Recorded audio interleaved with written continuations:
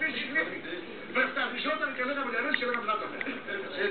Φταριζόταν μετά σου ο Βολεβασιώτης λέγαμε λίγο. Εκπροσώπησε την εκπομπή και σε ευχαριστούμε πάρα πολύ. Το ξέρω. Να είστε καλά. Ευχαριστούμε πάρα πολύ.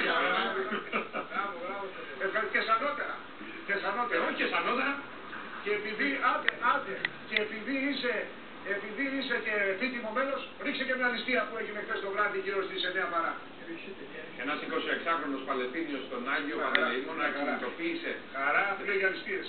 Δεν πες το δώσει μου. Ακινητοποίησε 16χρονη αλλοδαπή στο φιλί Μαχαιριού. Εγώ σταματάω να την πω την είδηση. Προσπαθώ να γίνω σοβαρός για να πω την είδηση. Χτύπησε κανένα υπάλληλο. Όχι, συνελήφθη κιόλα. Το πιάσαμε. Εντάξει, δεν το πεις καν. Μας χάλασε στη διάθεση. Δεν χτύπησε κανένα. Συνελήφθη, μας χάλασε στη διάθεση. Πώς θα ξεκινήσει η μέρα μας. Άσε που το έπαιζε. Πείτε με λίγο αίμα, ρε. 28χρονος Παλαιστίνιος. Προηγουμένως έβαλε στο σπέρμα. Θέλαμε και λίγο αίμα να το ολοκληρώσουμε. Πάντως εγώ με το μανικέν κάτσε. Αυτό είναι θέμα. Δηλαδή πήγε να φτιάξει το νέα κοπέλα, Δεν ξέρω αν ήταν για το πρόσωπο.